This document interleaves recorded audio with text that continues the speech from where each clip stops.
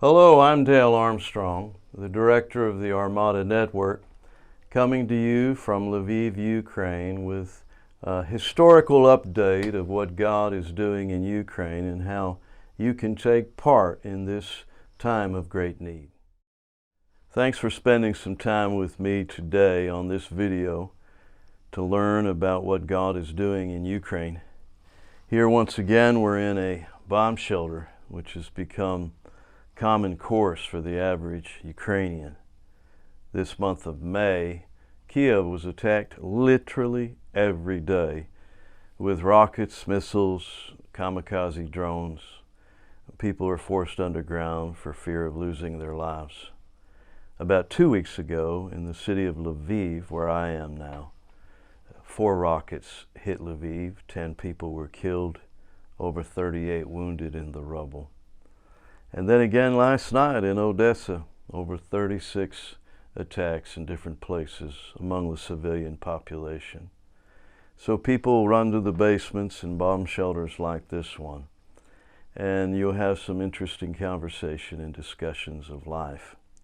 So I thought it would be good to come to you from a bomb shelter with a few interesting discussions about life and about what we can do to make life better for the Ukrainian people. I've spent 30 years of my life ministering in the former Soviet Union. I came to Ukraine for the first time in 1993, ministered in several of the major cities, Kiev, Donetsk, Mariupol, which has been destroyed recently by Russians.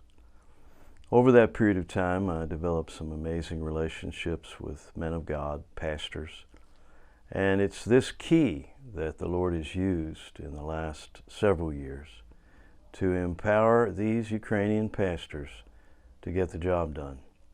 And I want to thank you for your part in that, and I thought it would be good to give you a little historical background of how all of this has come about and how we find ourselves in a bomb shelter today. In 2014, I was preaching in a church in Moscow, Russia, when the Russians attacked and invaded Ukraine. First they took Crimea, and the world kind of stood still as our American president, Mr. Obama, refused to do anything. At that time, the Lord had me fly from Moscow to Donetsk, Ukraine. Now, in a period of time, Donetsk became the rebel headquarters.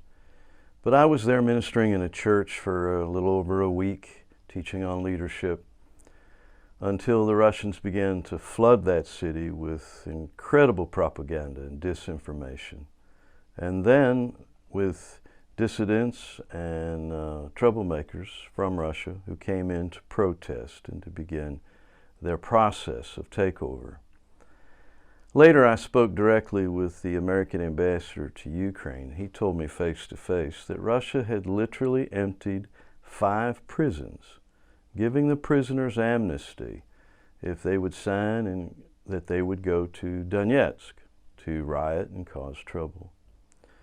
Well, it was in Donetsk when the Lord spoke to me to go to Kiev and speak to the new president. The former president, Yanukovych, had been driven off by an incredible movement of the people on the public square, the Maidan. It was a revolution of dignity when a million people stood up and said no to a dictatorial manner where the president who had promised moving Ukraine towards Europe had failed to fulfill that promise, and then had become violent against the young people who protested. Well, when Yanukovych ran away, the former Speaker of the House, Mr. Turchinov, became the interim president. When the Lord told me to go and meet the president, I barely knew the man's name, let alone the fact that he used to be a former Baptist pastor. So to make a long story short, I obeyed, and God did what he said he would do, and some meetings took place. And we began a new journey in ministry where we recognize that the local church plays a tremendous pivotal role in leadership and in civil society. So it was in 2014 when Mr. Turchinov extended an invitation to the American Pastors Network to host a leadership summit in Kiev, Ukraine. And so we gathered many of the great leaders in Ukraine, political leaders, business leaders, journalists, poets, and of course pastors. And we held the summit with some distinguished guests from the United States. President of American Pastors Network, Sam Rohr, led the way, of course. We also had the missionary statesman Terry Law with a lifetime of experience of ministering the gospel in war zones. Also, we had the American historian David Barton, who spoke very eloquently on how to build a good government with a biblical worldview. In fact, it's worth pointing out, just a few weeks ago at a pastor's retreat we held near the front lines, one of the pastors took time to share with me how he was in that meeting, how it impacted his life and changed his perspective on the church's role, how God and government and the church have a responsibility in civil society, how God has a word for government. It blessed me to see that the seeds that were sown way back in 2014 are still bringing forth a harvest. And for that, I'm greatly thankful for your support and for what God is doing here. What I saw take place in the church in 2014 in Ukraine, when Russia began this terrible war, was an incredible thing.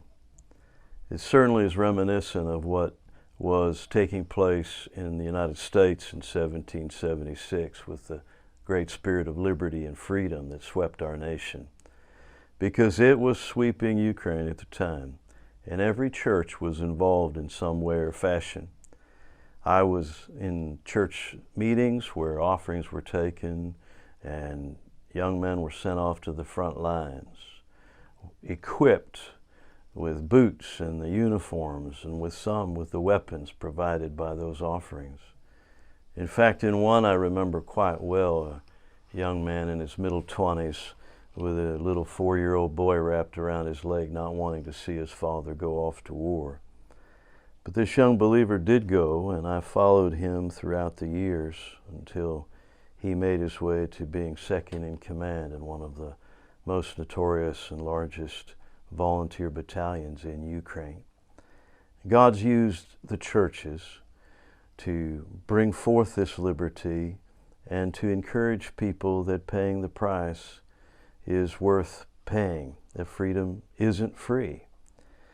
And I think all of what happened in 2014, including the formation of a chaplaincy program, the beginning or the introduction of churches providing humanitarian aid, learning the logistics of how to deliver these products across battlefields, all of this in some way was practice leading up to the greater crisis that was to come, and which did come in 2022 with Russia's further invasion.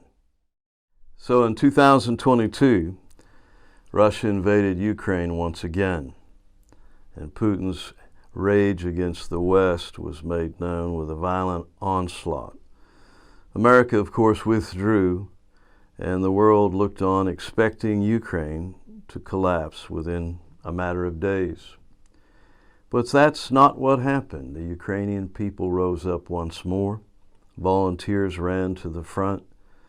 And men without training, men without proper weapons, stood up against the second largest army in the world and brought them to a halt. Well, as we saw things unfold, we realized that we needed to bring aid, and quickly, to Ukraine. Many in America did some amazing things, and I watched with a grateful heart, but I also recognized that there were a few early problems. First was the shipping and the time delays involved in getting medical aid and food from the U.S. to bordering countries such as Poland or Hungary or Romania. And then, of course, even further delays as you have to take care of the shipping in those countries and cross into the Ukrainian border. Particularly with medicines, you found delays with the lack of licensing.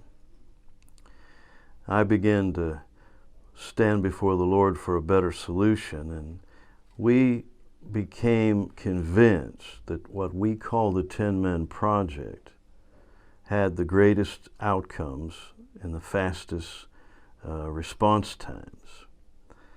We've asked churches to send us 10 men for 10 days with $10,000 in their pocket, and bringing these men in country with $100,000, we could buy everything that's needed here in Ukraine.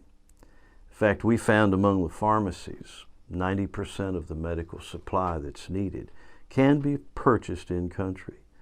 Obviously, food supplies. Ukraine is an agricultural country, and so those food substances can be purchased readily here. It's the money that's needed. From that point, we also recognized that we needed a distribution system. Many wonderful nonprofits have brought food and medical supply to the borders of Ukraine, but there it sits in warehouses.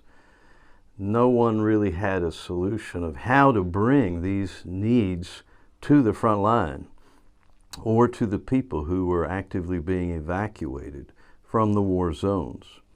The pastors are the natural answer to this crisis.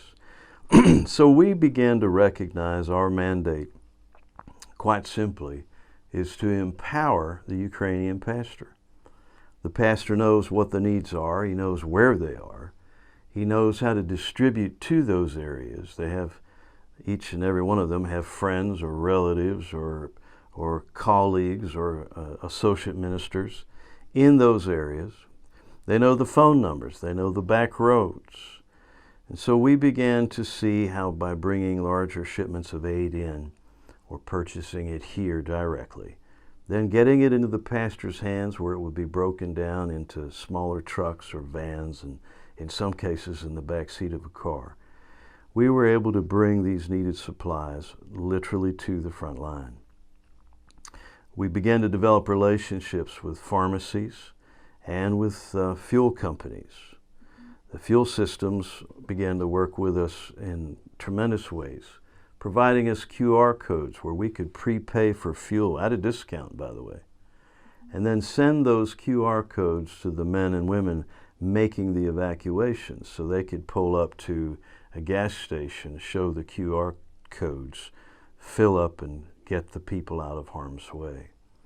The same we've seen among the pharmacies, a tremendous amount of cooperation as they've given us discounted prices, but also by facilitating gathering items that might be scattered among a variety of cities or warehouses and bringing them to one locale where we could see them delivered. All of this is taking place, working together with empowering the pastors to meet the needs of the people. Thank you for everything you've done to help us. And thank you for helping us to empower the Ukrainian pastor. Not long ago, I was with a group of pastors, and they asked me to extend those thanks. So from the bottom of our heart, thank you for every kind word spoken. Thank you for every prayer prayed. And thank you for the financial gifts that keep us going. Things in the future don't look real bright in the natural. There's still a lot of tragedy taking place every day. And still we believe that the greatest solution is to empower the Ukrainian pastor. Please consider supporting us on a monthly basis. This would so help us that we might be able to budget, knowing what supply we have from month to month. It's been a little bit up and down. It's been a little bit rocky here and there. God's been certainly providing for us abundantly. But the consistency of giving from our partners will greatly help us on a month-to-month basis. Also, please help us by sharing this video, put it up on your social media, send it by email, share it with your pastor and with your friends. We would greatly like to hear from you. Write us. We'll certainly continue to pray for you that God would use you in your place of ministry. So once again, thank you from Lviv, Ukraine. God bless you. I'm Dale Armstrong.